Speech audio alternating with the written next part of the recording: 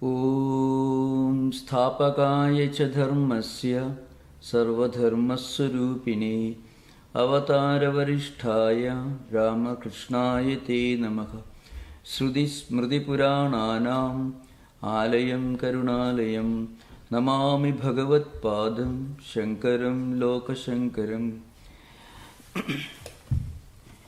We are continuing this discussion on the most well-known philosophical system of India, that is Advaita. And as we discussed earlier, different traditions of the canonical literature of Indian philosophy, also with special difference to Advaita Vedanta. Before we take up some important topic on Advaita philosophy, I shall conclude a few more remarks on the interpretative literature, their nature, and how great thinkers and writers, dialecticians and other commentators, they discussed, they established, refuted and defended different philosophical views. So, we are now going to discuss some of the typical interpretative literary traditions. One tradition is called vritti. Now, vritti is a brief explanation of an original work. An original work may need some explanation.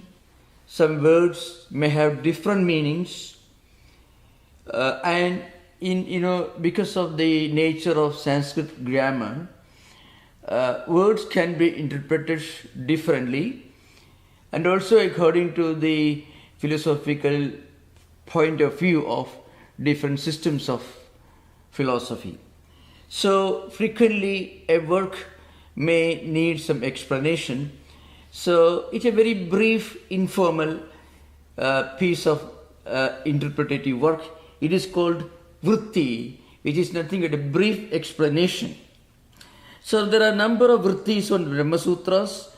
For example, one well-known vritti is called, Sadasiva Brahmendra's vritti. So Prakashika it is called. Just one example. Another kind of interpretative work, which is larger in scope, is called Vartikam. So Vartika is an elaborate critique written on an original work. For example, a work may be explained, interpreted by a great philosopher expounding his philosophy. And that kind of work in which he establishes a system of philosophy by writing a commentary on the work is called the bhashyam. So bhashya has got certain unique features. A bhashya contains a word-to-word explanation, interpretation, and also on the basis of that interpretation, the bhashikara, the commentator, in English commentator, he establishes a system of philosophy. For example, Shankaracharya established Advaita non-dualistic system of philosophy by writing commentaries on 10 Upanishads, Brahma Sutras and the Bhagavad Gita. Of course, he wrote many other books, including short introductory works and also a number of devotional poetry. But the most important work that Shankaracharya wrote was this commentaries on the 10 Upanishads, Shruti Prasthana and the Brahma Sutras called Nyaya Prasthana, and his commentary on the Bhagavad Gita is called Smriti Prasthana. Now, on these bhashyas, for example, Sureshwaracharya, who was a disciple of Shankaracharya, is a great monk himself, was a disciple of Shankaracharya, who wrote a Vartika. Mostly it would be in verse. he wrote a Vartikam on Shankaracharya's commentary on Brihadaranyaka Upanishad. It's called Brihadaranyaka Upanishad Bhashya Vartikam. So it's a super commentary, a commentary on another commentary. Now remember, in some literary tradition there will be commentaries upon commentaries upon commentaries. You should always remember, we are now entering a realm of intellectual exercise which may not be very entertaining, but as I mentioned on many occasions earlier, this age needs a discussion on the grand philosophical heritage of humanity. If at any point of human history, any phase in human history ever needed and badly needed a real serious interest among academics on the philosophical and the spiritual heritage of human race, this is that age, the age of innovation, the age of superficiality, and the age of sacrificing meaning just for the sake of simplicity or under pretense of simplicity. So again, Vartikam is a very, very important piece of super commentary. Sureshwaracharya's Brihadaranyaka Upanishad Bhashya Vartikam is a very elaborate work. To give an example, how important it is, we come to know of many schools of philosophy that existed during the, let's say, during the phase of Indian history from, let us say, from around 2000 BC up to around 600 AD. We come to know of many of these schools of philosophy which dominated India's intellectual landscape only from Sureshwaracharya's Vartikam, because the scope is so large, the work is so extensive.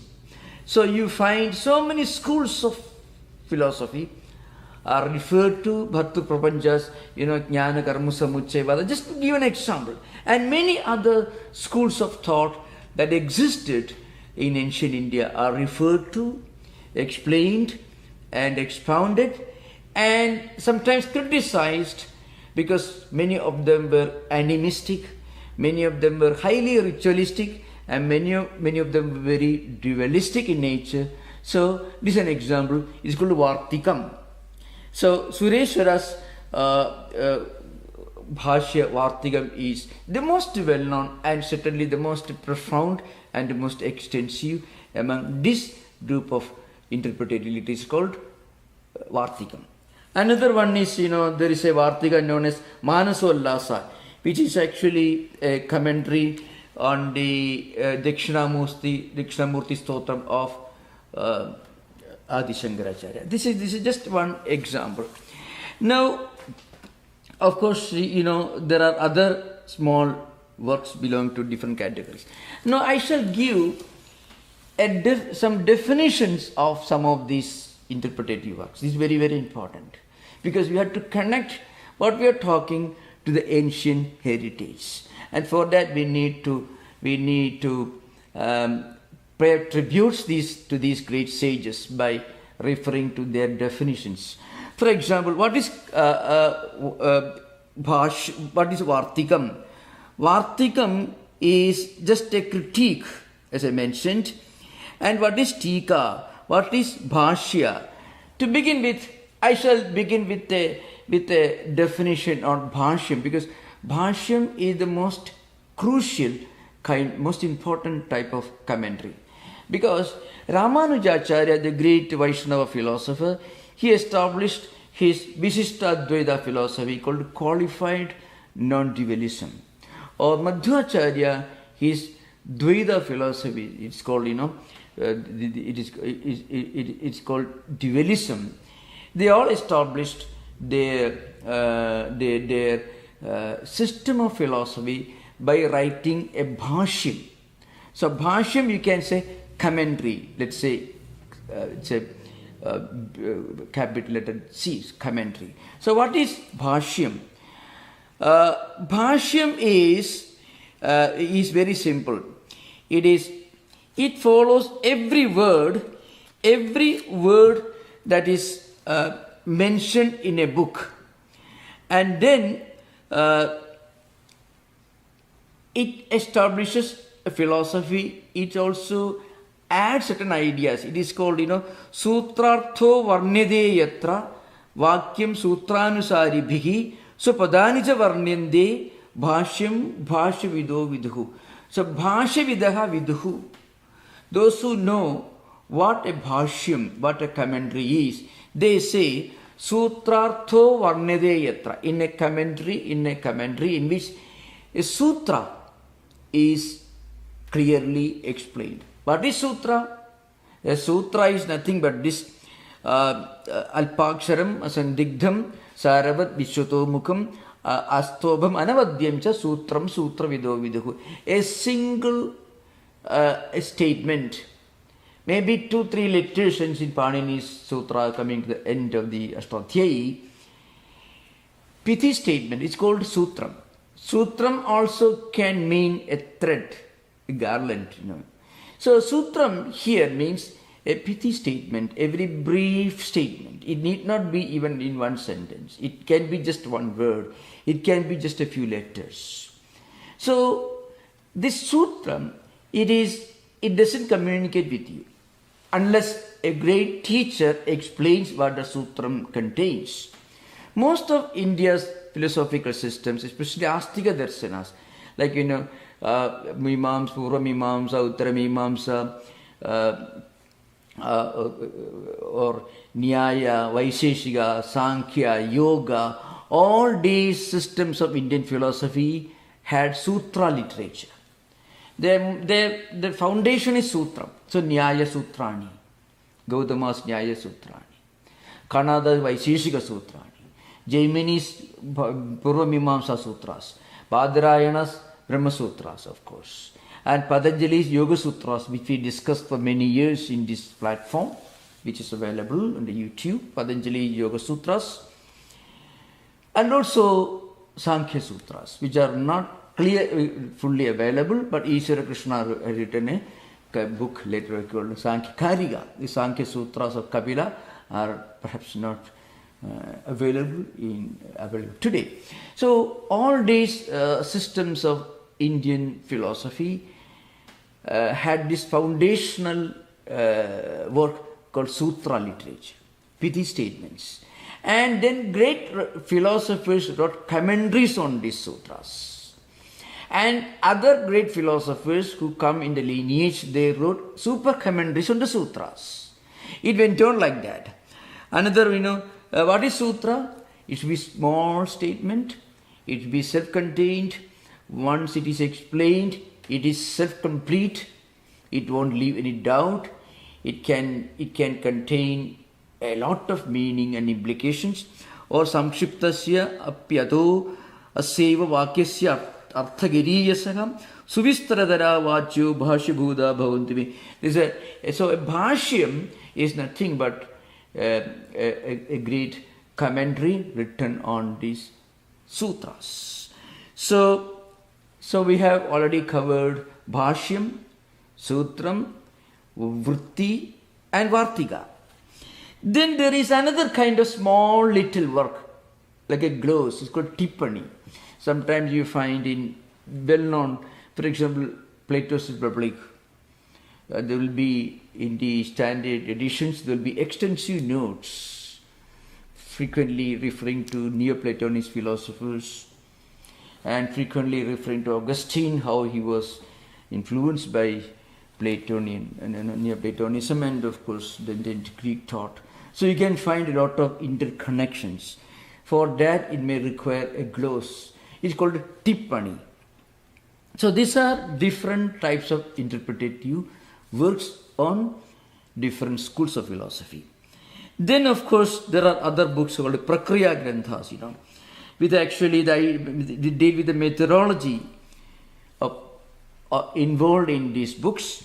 Then this is another group of books called Siddhi Granthas, means those books are called Siddhis. For example, the most profound work in the Siddhi category is Advaita Siddhi, which we are actually going to discuss today when we discuss today's important topic, which is an important topic in Vedanta called Mithyatva, mean definitions of Mithyatva. Advaita Siddhi, Naishkarma Siddhi, all these are different examples of Swarajya Siddhi, Gangadharendra, these are some of the books which belong to the interpretative literature. Now, what did Indian philosophers do with the help of all these books? They dealt with different views of different schools of philosophy. For example, Sankhyas, they believed in Parinamavada, which means a kind of evolution theory. They believed that there are two fundamental categories. One is Purusha, the other is Prakriti. Purusha is self-effulgent but not involved in the evolution. Prakriti is not self-effulgent. It is not effulgent, but the entire creation, phenomenal world, also our mind, our intellect, our senses, these are all different evolutes of this Prakriti or Pradhana. This is a kind of evolutionism in Indian thought system. Now, this is one view. Now, Shankaracharya in his books, he refutes these views. Don't ever imagine that they were fighting and quarreling. That is an important thing. All of them were enlightened sages. This is an important thing. Sometimes people ask this question, if Advaita is true, then why should Shankaracharya say other things are wrong? He is not saying that. What he says is, in our spiritual evolution, at some point, we have a natural evolution from many to one, from without to within, from gross to subtle. Like that, as we evolve in our spiritual life, in our contemplative activities, we come to a higher and higher conclusion as to what is the nature of reality. So one should not ever imagine it was some kind of a quarrel. I gave this example in my last session. The most classical example can be found, any of you can go to Brihadaranyaka Upanishad. There you find a strong, powerful lady, one of the greatest philosophers of her days. She just comes straight to the great assembly of great pandits and scholars and emperors and kings, Janaka's court. And Janaka is a typical philosopher king of those days. And she confronts, she challenges, who is the greatest philosopher here? I want to argue with them. No, don't you see a beauty, a charm, a sophistication, a refinement that is so admirable in ancient world, where they were not fighting with arms, they were not trying to convert people into their system of philosophy or some other system of philosophy. Let us have a discussion on these fundamental questions of what is the nature of reality, what are the fundamental issues in human life. These ontological, metaphysical questions are discussed in great detail. So that is the age into which I want to lead you, at least intellectually. So otherwise this discussion will be quite boring. One should be able to appreciate the profound refinement of those times. So Sankhyas believed, it's called Parinamavada, the doctrine of evolution, because they believe Prakriti is the source of the evolution of the entire creation and universe. Another Vaisheshikas, they believed in Arambhavada, and it's called Paramanukaranavada or Padarthavada. They believed, it's called Indian atomism. They believed everything comes from Paramanu, a kind of atomic entity. We will discuss this in detail when we deal with the Vaisheshika philosophy. Then Buddhas, the Buddha means different schools of Buddhism, Sautrantikas, Vaibhashikas, Vijnanavadins, Shunyavadins, and also the early Buddhists, long before the beginning of the Shunyavada, Vijnanavada, Sautrantikas and Vaibhashikas. From Buddha's time up to around the end of the, let's say, 3rd century BC, most of the teachings were based on Pali canonical literature. So those views are discussed in these great philosophical works. Then Jainas believe in called Syadvada. I mean, a kind of option. It could be so, it could be otherwise. Syad means it may be so. That's the meaning of Syad. It could be so. So they were not very decisive in their conclusions. So actually, Jaina philosophy more or less got merged with different schools of Indian devotional systems and Indian ritualistic systems in course of time. Then, of course, there was this school of different schools of Shaivism. It's called Pashupadamada, and Pashupadama is the school of Pashupati, Lord Shiva. They believed that Ishvara, God, is the ultimate cause of everything. More or less the popular views of Abrahamic traditions. But Advaitins believed in what they called Brahma Nimitta Upadana Karana. Means Nimitta Karana in modern, you can say, efficient cause. Upadana Karana means material cause. For example, if you're talking about a pot, the clay or the mud is the material cause, after which the pot maker, which the efficient cause, is made. And there are many auxiliary causes. A pot maker may use carriages, horse carriages to bring clay from a place to his place, and then he may need other auxiliary factors. So these are secondary. So the efficient cause and material cause of the whole existence is Brahman. This is the view of Shankaracharya. So, of course, then there are, of course, I already mentioned, there were the Indian materialists, Charvakas. They believed in Sankhadavada. Everything is a complex mechanism. And of course, there were different views with regard to Mimamsakas, ritualists. There were two schools of Mimamsaka, Prabhagara and Bhatta, Kumarila Bhatta, and the junior contemporary Prabhagara. So all these we will discuss in course of time. Now we are coming to the topic today. Now, to give an example, how a great Advaitic doctrine is expounded, defended, refuted, and again defended, and this chain of this chain of intellectual warfare extends over several centuries. This is an interesting scene. Now we are going to discuss just one important book, and apparently it is the most important dialectical work written during post-Shankarite period. So I shall give an example. Shankaracharya lived from 778 to 810 or 788 to 820, 32 years. After he passed away, a number of great philosophers emerged and wrote books expounding his views. What is the nature of Brahman? What is Mithya? Brahma Satyam Jagat Mithya Jivo Brahmaiva Napara. This is the Sanskrit statement, like a slogan in Advaita. What it means?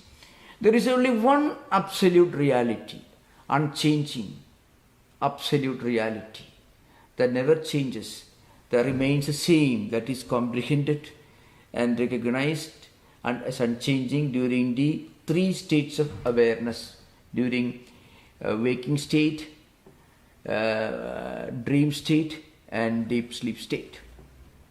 That is Brahman. And that is the efficient cause of this world. That is also the material cause of this world. Because the world is nothing but Brahman. But not as world. When you look at this world without using these glasses, the prism of name and form, then it is the same as Brahman. On the other hand, when we look at this world as a phenomenal entity, which is manifold, which is a composition of name and form, then it is this world. Now, the point is, we look at this world and think it is real because we don't understand that it is mithya. So what is mithya? Mithya is something that we consider to be real till we get spiritual enlightenment. An example can be given. A piece of rope lying in a room which is not well lighted. That piece of rope can be mistaken in 4 different ways according to Vedantic scholars. A piece of rope may be somewhat dark in color. It may be somewhat curved. And a person who has seen a snake the previous day or sometime earlier in a forest or zoo may superimpose the shape and color of a snake on that rope because the rope looks like the snake that he has seen in the zoo or in the forest the previous day. So this is called adhyasa, superimposition. Now, when we bring light, the snake idea disappears and we find it is the same entity, but now it is recognized to be a piece of rope. You could reduce up a pranti, it is called. Now, we can say this world is like that. This world is not in reality different from Brahman. But it appears to be different from Brahman. It appears to be real because we look upon it and we interpret it in terms of names and forms. And the moment you become a Jivan Mukta, a liberated soul, this wrong idea that this world is real goes away. But the world is there in front of you. You live in the same world, but you are fully aware of the fact that it is actually not real. Another thing is, Mithyatvam concept is not a philosophical construct, idea. It is something that we can all relate in our own life. We all know that everything in this world changes. Everything. Our body changes. The stock markets fluctuate. Bank balance goes down, goes up. Our health also changes. Body comes, grows, evolves, decays and dies out. We know that these things are not actually real in the absolute sense, because to be real, it should remain the same without any change. There is nothing in this world that remains unchanging. So it is simple common sense. It has got another ethical dimension. If we can really keep in our mind that this world is mithya, lot of problems will be solved. Even human relations can improve. Hatred, jealousy, problems, quarrels, greed, all these things can be reduced if we keep in mind that this world, as we find, is not a big deal. It's not the only reality in this world. It is something changing that comes and goes. Because behind every feeling of greed, there is the wrong notion that money can give us everything. Money is everything. And money is eternal. Or the joy that money can bring is eternal. That is the psychological explanation for greed, violence, our tendency to dominate others. Power is everything. Power is eternal. The joy that power gives is eternal. So we are actually superimposing permanence on something which is obviously impermanent. We may know intellectually it is impermanent. Everyone knows. But that intellectual awareness doesn't help us. And Vedanta or the doctrine of Mithya that only tells you, gives a philosophical and spiritual superstructure to something that we all know we all ought to know, but we frequently forget, and as a result we suffer. That is the importance of the concept of Mithyatum. Now, remember, during this period of post-Shankarite period, let's say from 8th century, late 8th century, let's say 9th century up to around 17th century, a number of philosophers emerged in India on different, on different sides, taking different philosophical views. After Shankaracharya came, Padmapadacharya wrote a commentary on the Brahma Sutra. It is called Panchapatika. And another saint, they were all monks and they were also saints. In fact, it's interesting, a good number of these scholars were monks, and some of them, of course, were not. So, Padmapadacharya wrote a commentary on Brahma Sutra, Shankaracharya's Bhashya, called Panchapatika. And another philosopher belonging to the same lineage wrote a commentary on Panchapatika. It's called Panchapatika Vivarana. Vivarana means explanation, expansion. Another philosopher came and wrote Panchapatika Vivarana Prameya Sangraha. The one who wrote Vivarana is called Prakashatmayati. And another scholar came, he wrote Vivarana Prameya Sangraha. Like that, interpretative literature went on like this. Another philosopher of Shankaracharya's times, Vajaspati, he was one of the earliest writers along with Padmapada. Padmapada was a direct disciple of Shankaracharya. Vajaspati was, according to one school, Vajaspati became a disciple. But anyway, Vajaspati wrote a commentary from a different angle on the Brahma Sutra. It's called Bhamati. And then another philosopher on the same lineage wrote Kalpataru, then Kalpaparimala, and so on. This went on. This in Advaita tradition. Now, in dualistic tradition, Dvaita tradition, a number of philosophers emerged from, let us say, 13th century up to around the end of 16th century. They also wrote commentaries. The most interesting intellectual warfare, confrontation took place between Advaitins and Dvaitins. Madhvacharya wrote books, Brahma Sutra Bhashya, Tarkatandava and so on, criticizing Advaitins. Then in Madhvacharya's tradition, Jayatirtha, Vadatirtha and Nyaya and Vyasatirtha, they all came and wrote. In this confrontation, they discussed many subjects of Advaita philosophy. One subject we are going to take up, how they were dealing with these interesting subjects. I know it is very interesting. It's a profound subject. Okay, now Padmapadacharya, let us take him. Padmapada is the most respectable name after Shankaracharya's times. Padmapada and Sureshwara also, they both the disciples of Shankaracharya. So Padmapada wrote, as I mentioned earlier, Panchapatika. Now he gave an interesting definition to Mithyatum. What is Mithyatum? Sadasatta anadhikaranatrupam Mithyatum. Simple statement. Just imagine, just a definition causes so much of havoc.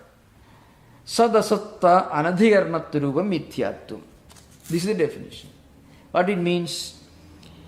What is Mithyatum? What is the doctrine of, let us say in English you may call illusion or delusion, because English translations, as frequently is the case in philosophical literature, any translation can only be an approximation, not an exact equivalent to the original statement. This is very important. I mentioned this earlier in my talks.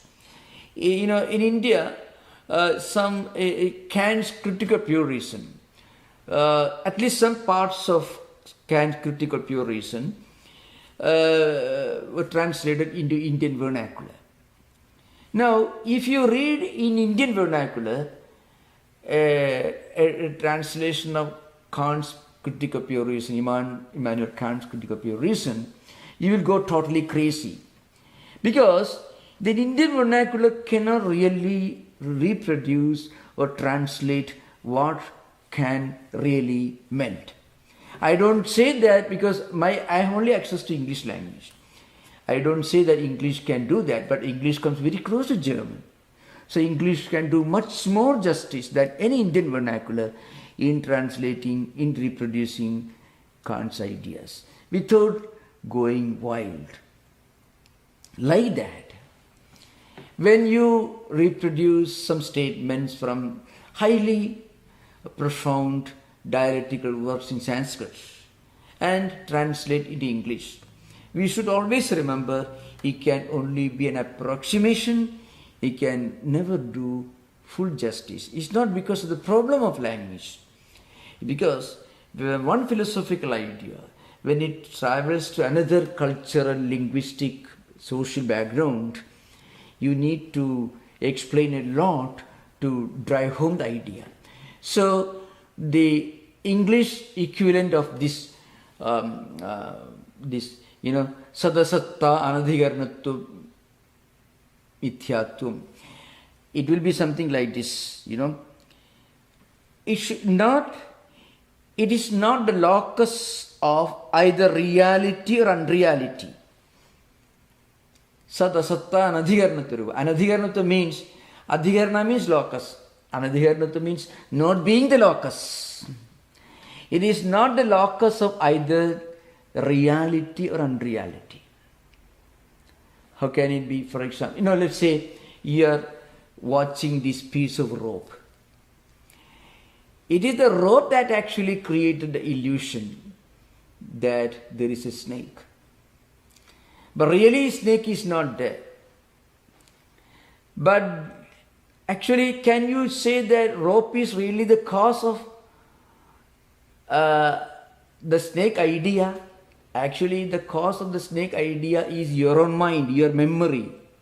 It is your memory that actually superimposed the snake idea on the piece of rope, because the piece of rope resembled the snake. So, the locus of the unreal, which is snake idea, is unreal. It is not a snake, it is only a rope.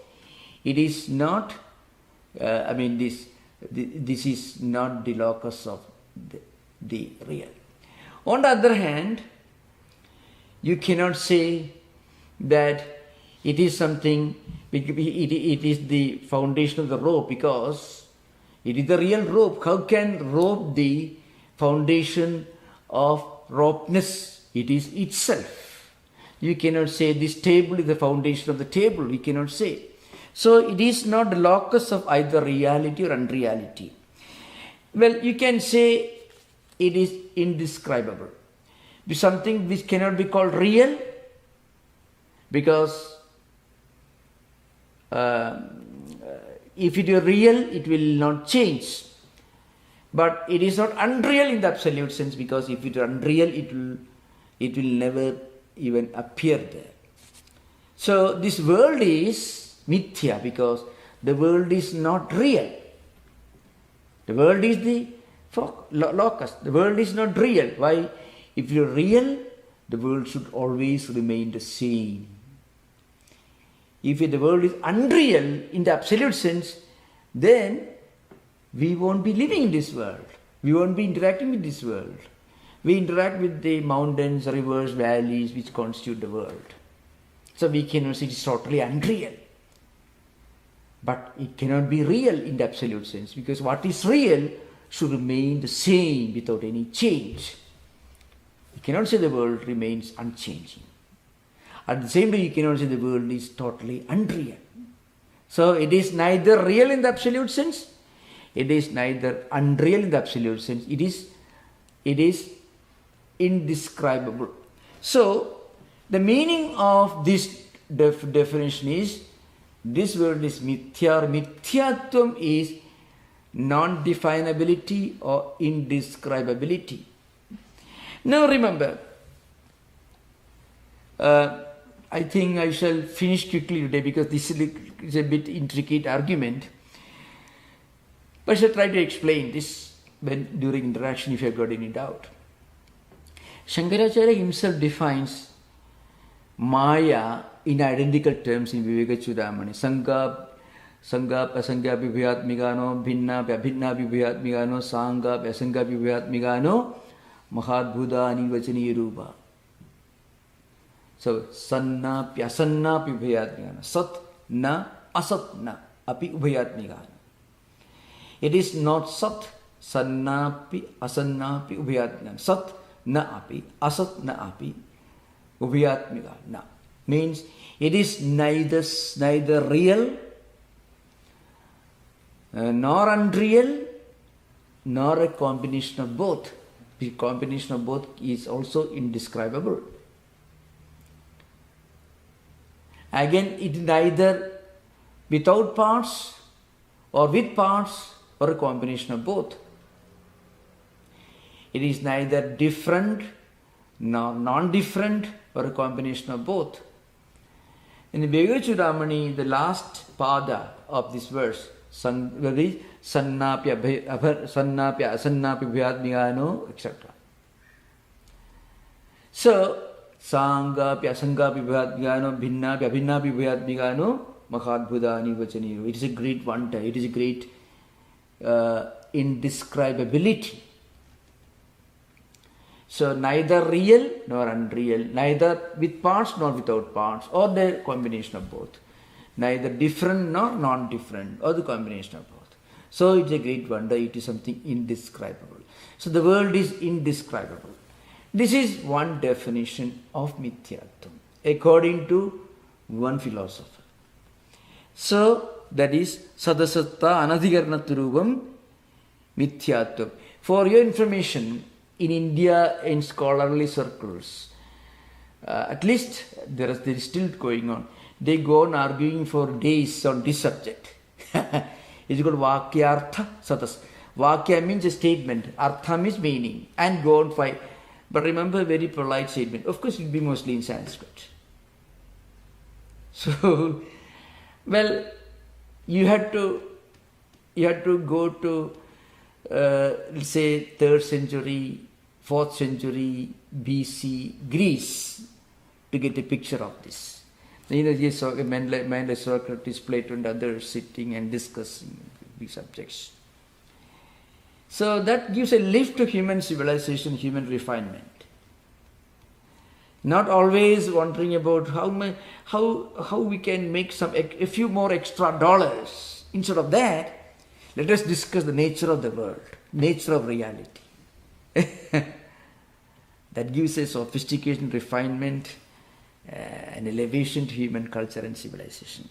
So, it means the world is indescribable, because Sattva means Paramartha Vastu, remaining the same, Abhadhitatvam, not ever getting modified, unchanging. Asattva means the character of getting cancelled, character of getting modified, changing. So this world is neither absolutely real, because if it is absolutely real, it will be unchanging, and the world is not unchanging. And if it is absolutely unreal, then we will never talk about it. Do you know, we will never talk about anything that is absolutely unreal unless you want to be certified by psychiatrists. We can never really discuss or conceive or imagine or anything that is totally unreal. Interesting. Shankaracharya makes a statement. Prasaktasya ko nisheda prasaktasya ka prastavaha. Aprasaktasya ko nisheda aprasaktasya ko prastavaha. You know, what is obvious, we don't make a statement. And we cannot deny it either. No one can make a statement, this is San Francisco. It is obvious. And no one can deny the fact this is San Francisco. It's a prasakta means what is obvious. Well known to everyone. You don't make a statement. You don't go about telling your name is, don't say that. Or you don't make a statement, I have got 2 hands. obvious. You don't make a statement and you cannot deny it also. You don't say, I don't have two hands, you don't say. So what is obvious and what is totally inconceivable, we don't make a statement. That is about. So then we make a statement, this world is mithya. Why? Because there is a possibility that we may mistake this world to be real. But everyone, most of the people who are not enlightened spiritually may know intellectually this world is not real in the absolute sense. But there is every chance that in our emotional life we behave as if this world is real. People collapse, they do sleep when the stock markets collapse because they believe stock market should remain the same all their life. Business fails because they believe business should succeed all the time. People will be terribly shocked when they are told by the doctors that they have some illness, because they know, everyone knows intellectually, the body can never remain healthy all our life. One day it has to go away. At least when you are 100 years old, there will be some minor problems. But still, when we get that information that we have body some illness, we get the feeling. That's because unconsciously, without our being aware of it, we superimpose permanence on what is obviously impermanent. Therefore, Vedanta has to tell you, look here, this world is only relative, it is not real. That's why Shankaracharya shouted, Jagat Mithya. It is not that we are intellectually informed. We are taught, we are informed because we should translate this into our emotional life. And for that, this doctrine is of great relevance and importance. This is one definition. The second definition comes from a scholar, a saint, who wrote a commentary on Padmapada's Panchapadika. The book is called Panchapadika Vivarana. And the great scholar who wrote it was Prakashatmayati or Prakashatman. There is another scholar who lived in 18th century, his name is Prakashananda, who is not such a prominent figure. Prakashatmayati is a very important name in one of the schools called Vivarana Prasthana Vedanta. He coming under the tradition of lineage of Padmapada. He wrote another book. It's called Panchapadika Vivarana. Vivarana means expansion, explanation. And he says, Pratipanno Badho Traikadika Nisheda Prayogitvam Mithyatvam. I mean, the world of multiplicity is for all times eternally negated in Brahman. So the point is, there cannot be multiplicity in Brahman. In Brahman, in the absolute reality. You cannot say that there was multiplicity at one point of time and later went away. Now we can relate this into our familiar example before I conclude today. We'll continue this again. I mentioned to you, this example of rope and snake, the Jusapa Bhranti. Again, think of the example, a semi-dark room, a rope lying on the floor, dark in color, somewhat curved. So you've seen a snake the previous day in a zoo, or maybe in the forest, and you relate the shape and size, the color of the rope to the snake that you are seeing. So you see the one side of the rope resembles the head of the snake you have seen in the forest yesterday. The other end of the rope resembles the tail of the snake that you saw in the forest yesterday. So the memory is the Smriti Rupa. It's called Adhyasa, means superimposition. Smriti Rupa means it functions as a memory.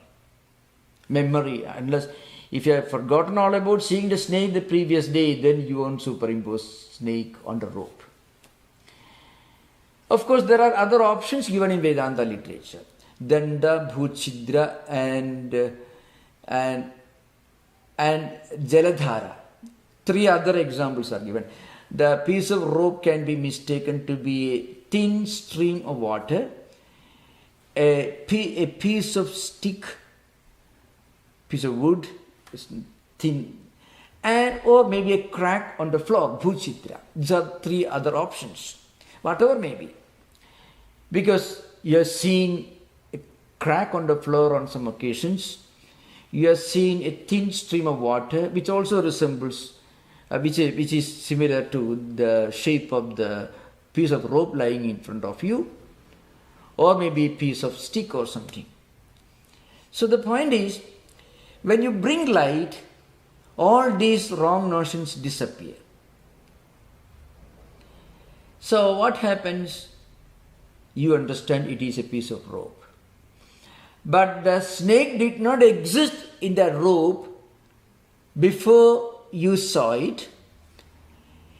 Of course, obviously, the snake idea will go away as soon as you bring light. So it will not exist after bringing the light.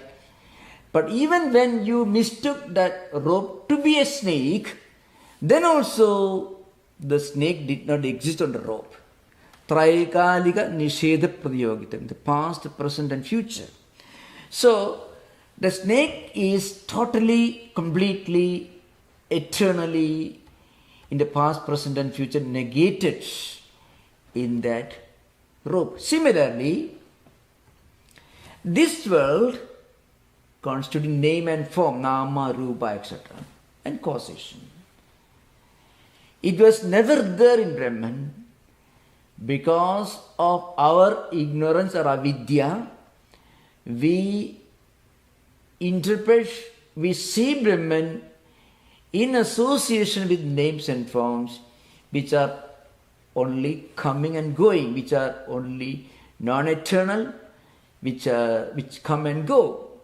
So once we get out of this ignorance, when we bring light, when we become Jivan Mukta, after long spiritual practices, when we realize, when we get Brahma Jnanam, the knowledge of Brahman, then you will be leaving this world. You will know this world is all the time, it was like this. It is a changing phenomenon. It never remains the same.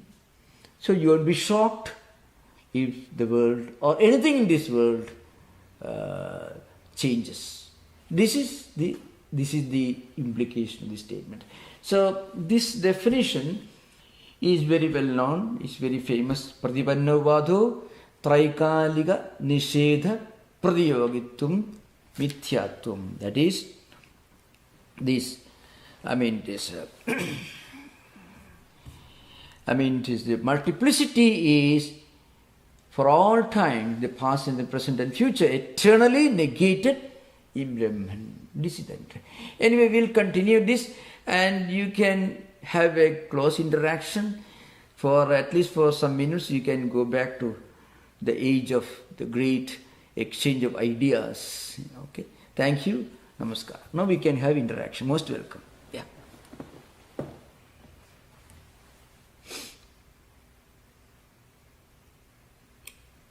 David, why don't you go ahead?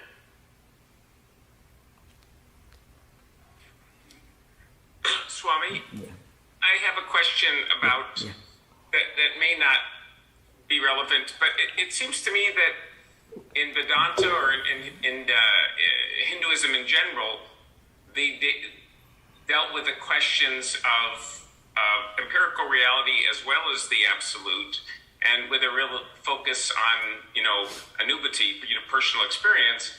But in the West, it seems like philosophers almost exclusively dealt with empiricism, and almost never with the absolute, maybe with the exception of Plotinus or a few like that. Can you explain why the huge disparity? Yeah, first I would tell you something interesting. One of the oldest schools of Indian philosophy was a kind of cutthroat materialism, Charvaka philosophy. So it was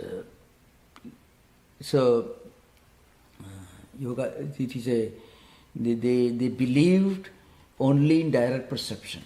Pratyaksha pramana is called, only direct perception. Whatever the senses and mind perceive, it only exists. They were materialist, in fact. As a compact philosophical system, it is very ancient. The Charvaka system of Lokayatana. Lokayatana means they believe the world alone is real. There's something called Lokayatika, different Charvaka philosophy.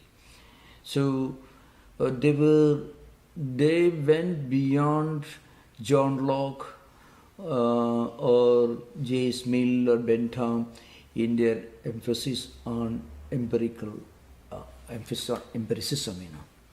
So, and not only that, some of them even went as far as being Bohemians. So, Lokayatika. So, you have to remember, so Indian materialists also shared the same view. It is wrong to assume that Indian philosophy is obsessed with the transcendental ideas. That is not fully correct. Not fully correct. You have to remember. What comes out of India is mostly the Vedantic ideas. That thanks to Swami Vivekananda, because the first great thinker, authentic voice that appeared in America from India was Vivekananda, and he was a missionary. He was a champion of Vedanta. So that, and also the great American or European thinkers got impressed by mostly Vedantic ideas. So most of the great writers, most of the great, like all the, whether you call Schopenhauer, Paul Deussen, or linguists like Kohlbrook, Winternitz, MacDonald, Max Muller, or even coming to America, Emerson, Whitman, Thoreau, they were all highly impressed by the transcendental ideas of Indian philosophical heritage, not the material, because they have enough of it. So this is an important thing to remember. But even now, if you numerically, Advaitis may not be the majority in India. It is wrong to assume. But among general public, they have believed this is something higher. Advaita as a culture is there. The universal toleration, accepting all traditions, looking at all different cultural variations with respect and compassion, understanding, broad-mindedness. That is there. That may be an indirect consequence of Advaita culture.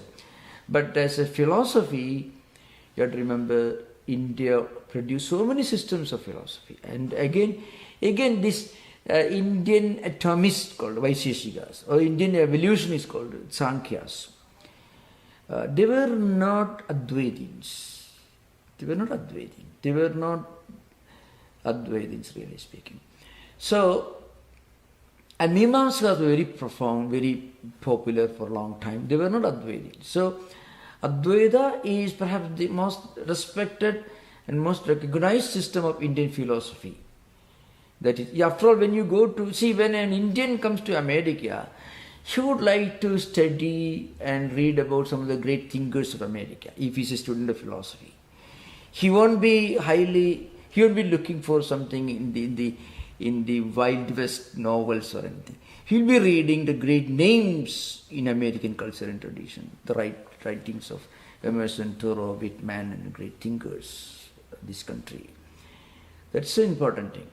So similarly, when Westerners go to India, when they try to study Indian philosophy, they will be mostly going for the more profound, the more transcendental, more universal types of Indian thought systems. That's why Advaita is so popular. It's an important thing. Empiricism was very much there in India, no doubt about it.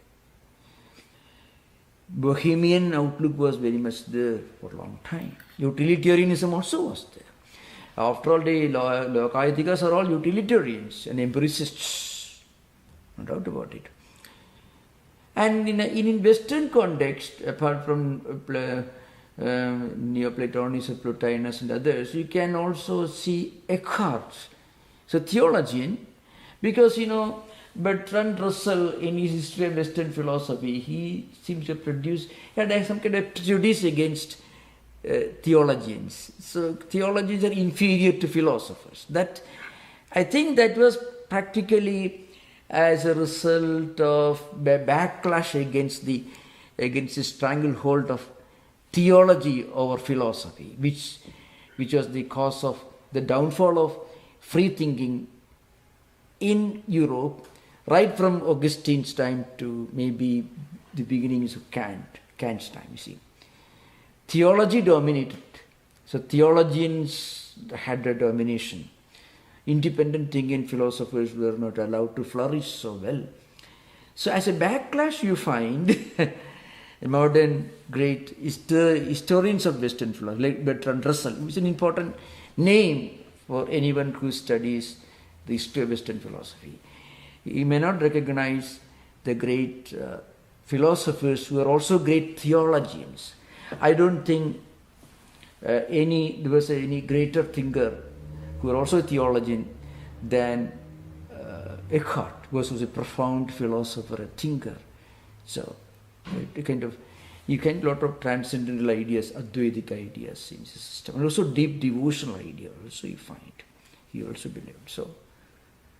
So there was certainly a strong, higher transcendental thinking in Western world, but frequently, theology had this stranglehold on philosophy, right from Augustine up to maybe the arrival of Kant, the Enlightenment, Reformation, Renaissance, and independent thinking, which actually pushed back to theology. That's the thing. So it was theology and the power of the church. A power of the church. It began with Augustine, of course. The sinfulness idea, So Augustine was a major figure. Augustine himself was well read in Greek thought. Yeah, Hippo. He himself had a very good philosophical background. He was a product of the Alexandrian intellectual traditions. So. Okay, thank you, Swami. Thank you. Very well. Yeah. Thank you. I guess I'll call on myself with my hand up, and there are no questions on YouTube that I've seen. Yeah. Thank you, Maharaj. Thank you. Panorama of all that healthy discourse, magnificent, really. Here in the West, we see it in everything from seminaries to yeshivas but also in literary circles. The combat is somewhat fierce. Legal philosophers, but certainly these literary critics on the Upper West Side of Manhattan were ferocious with each other in a very healthy, beautiful way. Yeah. But the tapestry of the Indian philosophy is unique, of course. And one of the things that struck me from your address tonight was the idea that they coexisted, but in some cases they merged as schools. So you have both heterodoxy and you have the consistency of the lineage at the same time, which is absolutely remarkable. Yeah. But the question I have goes right to the beginning of your class, when you said that there were schools, I think you associated with the Jaina philosophy, where they said it may be so. The certitude was not there on certain issues. Now, it's called Syadvada. I was going to ask you about the power of that, the power of not being certain all the time. Is it a weak position to say it may be so, or is it a strong position where it's appropriate? They were very compassionate, very non-violent, and very broad-minded. So they didn't, and also that system did not produce such profound dialectical works.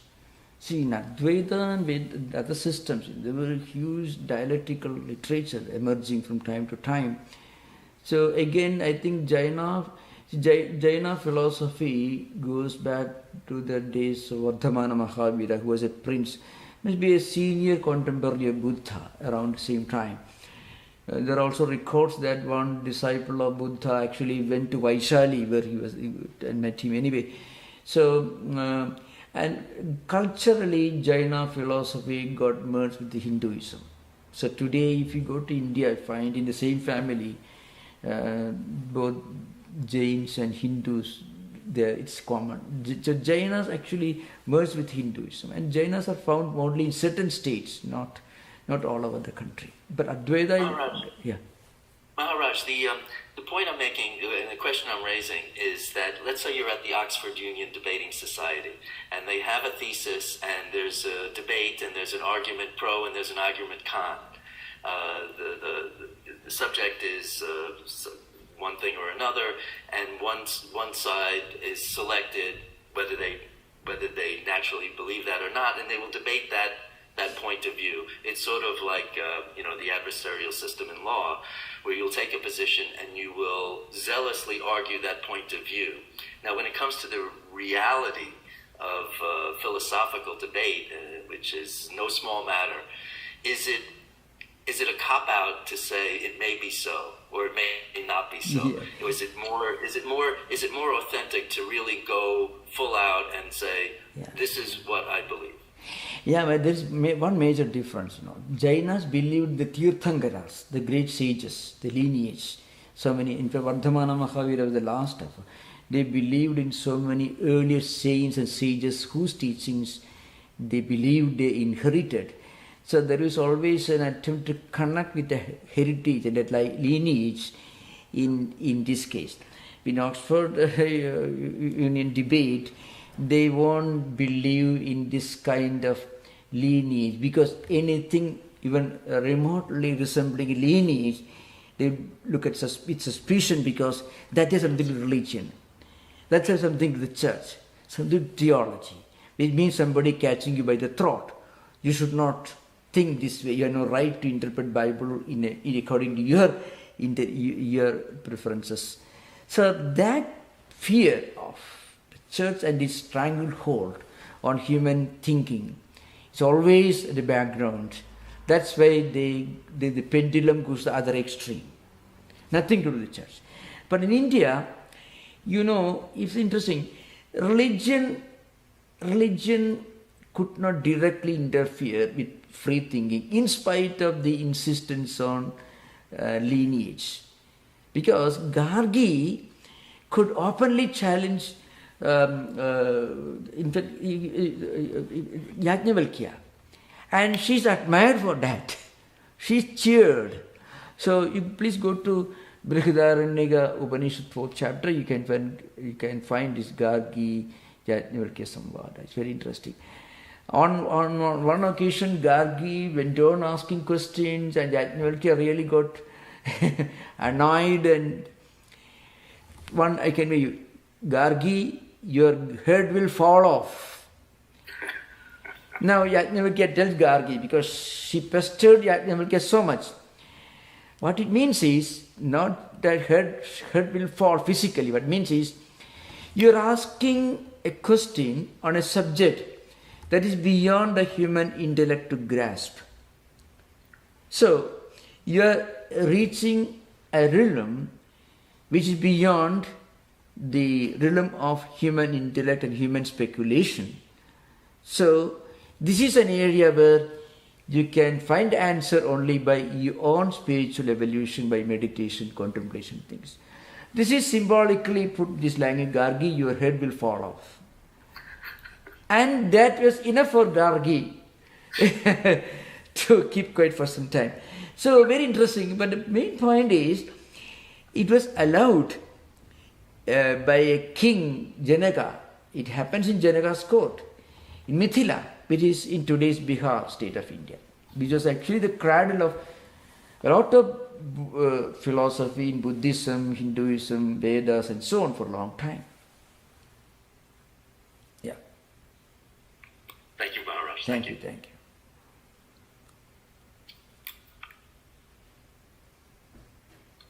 Yogi, I see your hand up, so I think... Yogi, most welcome, yeah. Pranam Maharaj. Yeah, Yogi, yeah. About the world, appearance of the world as Mithya. Yeah. Anything, even if a snake or water, line of water or danda or any other things that we see superimposed on a rope, they exist and we have seen somewhere. What does Advaita tell about that? If the world is unreal, how can we see it or superimpose it on? Yeah. No, I know, that's why I mentioned this earlier. The world is neither real in the absolute sense, but certainly not unreal in the absolute sense.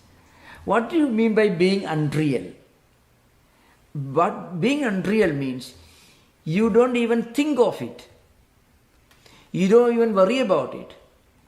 You won't even intellectually, seriously bother about it.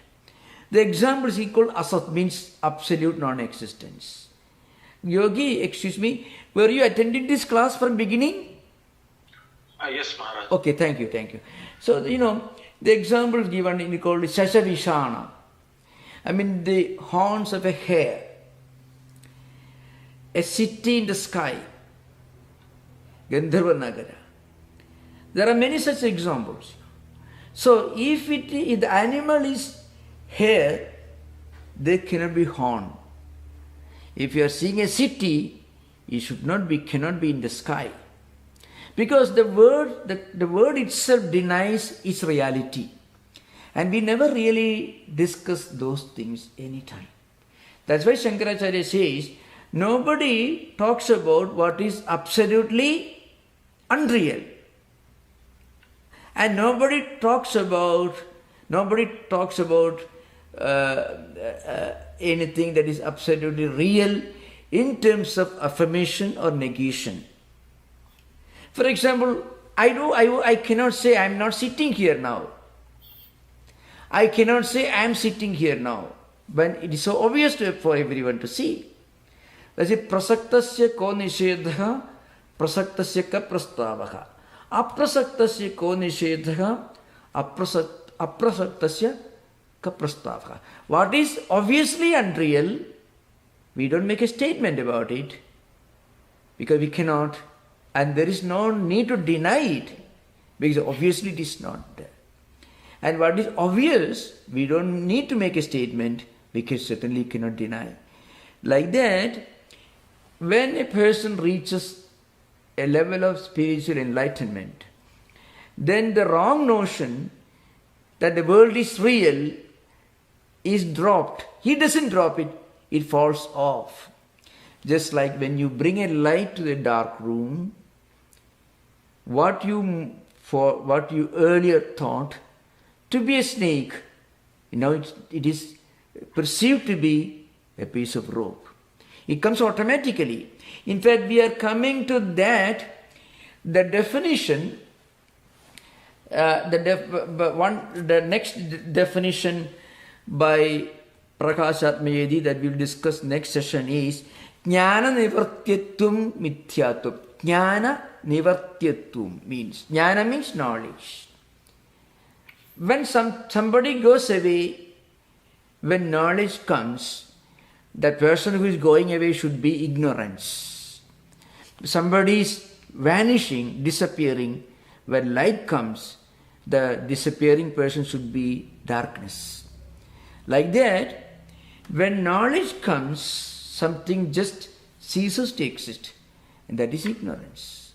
So, a state where we realize the mithyatvam, the illusoriness of this world, that is not an intellectual concept. It is a state that we reach when we evolve in spiritual life. That's why, in fact, Remember, the context I shall give in the next session, 5 definitions by 4 post-Shankarite dialecticians. One by Padmapada, that is Sadasattvanadhikaranattva Mithyatum. The second one by Prakashanmayadi in Panchapadika Vivarana, that is Pratipannobhadu Traikadika Nisheta Pradyogitum va Mithyatum. And the third one is Jnana Nivartyatum va Mithyatum. That is also Prakashanmayadi. The fourth one is Swasraya Nishtha Atyanta Bhava Pradyogitum va Mithyatum. That is by Chitsukacharya in Tattupratipika. And the fifth one is by Anandabodha in his book Nyaya Deepavali Satviviktatum va Nityatum. So remember, the point is, all these 5 definitions are taken up by a Dvaita dialectician, the opposite party, the Dvaita Madhvacharya's friend. And he is one of the greatest thinkers of India, belonging to non-Advaita tradition. His name is Vyasatirtha or Vyasa Raja. Actually, he was the guru or one of the greatest kings of India. Vijayanagara Krishnadevaraya was a great name in the history of southern states, southern India. Krishnadevaraya, the greatest king of Vijayanagara Empire. And Vyasatirtha was his guru. He was a great mystic and great sage and saint. So he wrote a very wonderful book, one of the most profound dialectical books called Nyayamrutam. In that book, he criticized these definitions of Mithyatvam, the doctrine of illusoriness given by Advaitins, and he demolished, or at least people thought he had successfully demolished, till Madhusudana Saraswati came a little later. And Madhusudana wrote even a far greater dialectical work. To understand his book is called Advaita Siddhi.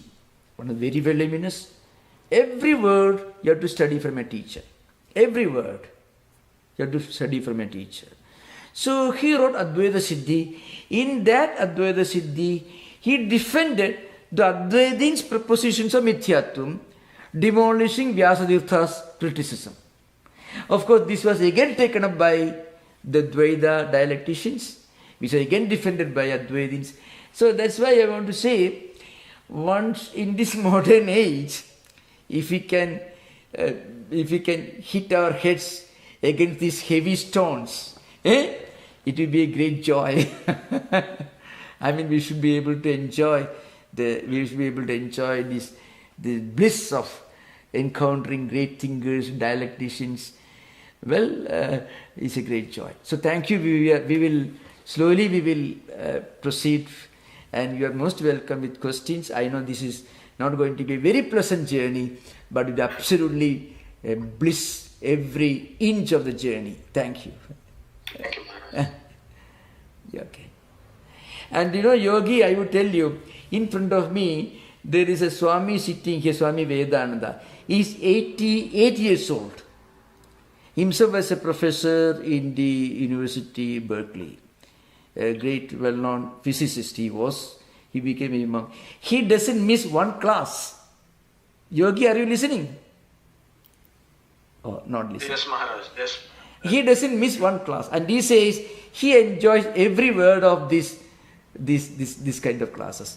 That means there is something great in this, in connecting with our ancient heritage. So thank you so much, Yogi, for these interesting questions. You are most welcome. We shall conclude now today for the day. Yes, Maharaj. Yes, Maharaj. Om Shanti Shanti Shanti Harihi Om Tat Sat Sri Ramakrishna Arpanamastu.